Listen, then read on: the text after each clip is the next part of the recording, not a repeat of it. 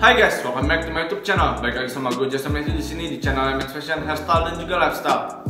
Apa kabar kalian semua? Gue harap kalian semua baik-baik semua ya. Nah pada hari ini, pada minggu ini kita akan ngebahas tentang rambut. Kita full dari hari Minggu ketemu Minggu lagi kita akan membahas rambut. Nah pada hari kedua ini kita mau ngebahas tentang perdebatan yang sering banyak orang tanya. Lebih penting yang mana sih? Hairstyling atau haircut? Lebih penting kalian proses pas kalian menata rambutnya atau pas kalian menentukan pola rambutnya udah penting.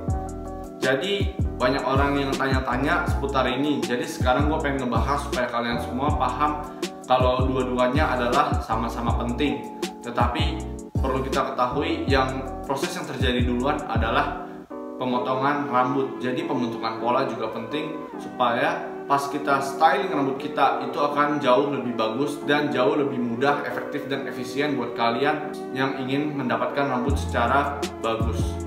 Mana yang lebih penting? Kalau opini gua, yang lebih penting adalah terutama adalah haircut dulu.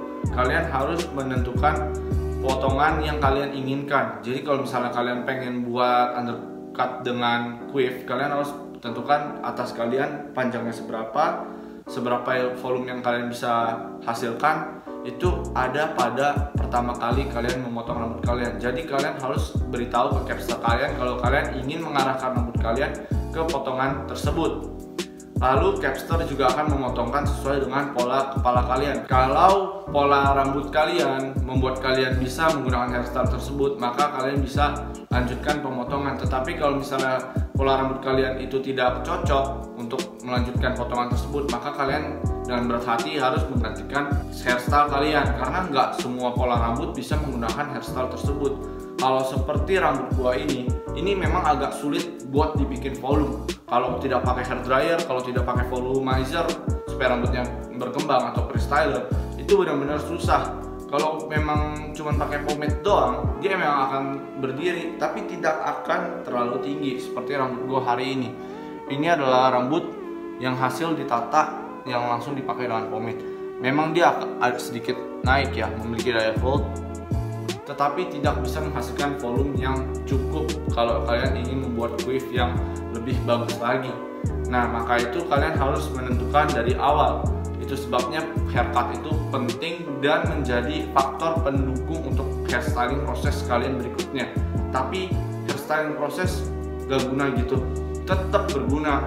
Kalau misalnya kalian bisa bikin pola potongan yang bagus banget, yang sampai-sampai kalian tanpa perlu hairstyling proses tetap rambut kalian kelihatan bagus, itu malah akan menghemat waktu kalian, menghemat biaya untuk hairstyling juga kan. Misalnya kayak basket no maintenance, tapi di sini kita nggak bisa ngomong basket karena basket memang nggak perlu hairstyling.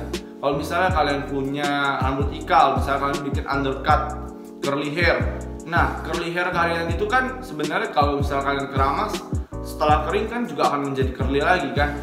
Nah seperti itu, low maintenance, terus nggak perlu lama-lama dalam styling. Kecuali kalian pengen membuat ikalan yang lebih bertekstur lagi, kalian bisa menggunakan restyling dan hairstyling produk.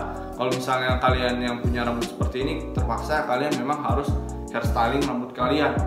Nah hairstyling ini penting juga karena kalau tanpa di hairstyling, kalau misalnya rambut kalian berjenis kayak rambut gua seperti ini, itu akan jatuhnya dia sembarangan. Dia tidak akan mengikuti style yang kita inginkan. Kalau rambut gua dibiarin tanpa menggunakan hair product sama sekali, maka rambut gua akan turun seperti yang kemarin. Kalau kalian lihat di video-video gua sebelumnya, two block yang seperti itu. Nah rambut gua tuh jatuhnya seperti itu. Dia akan ngebelah tengah, tapi nggak tengah-tengah banget. Belahan rambut gua yang ngebelah itu ada di sekitar sini. Dia akan ngebelah dua. Kalau misalnya gua hair dryerin dan tanpa menggunakan hair product, maka yang terjadi adalah dia akan membentuk seperti koma hairstyle. Dia ngebelah di sini agak ada daya untuk angkat seperti itu. Kalau misalnya kita tambahkan dengan hair product, maka yang terjadi adalah seperti ini.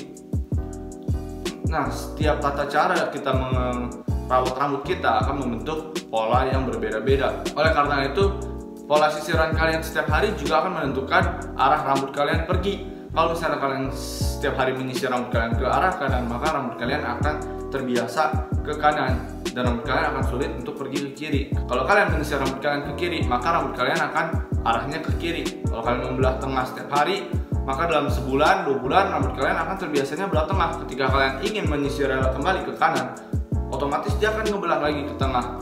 Rambut itu juga butuh pembiasaan. Oleh karena itu, dari segi haircut, hair product, perawatan rambut, itu semua memiliki peran yang pentingnya masing-masing. Jadi gimana? Apakah kalian akan mementingkan haircut atau hairstyling proses atau perawatan rambut? Kalian harus mentingin semuanya ya.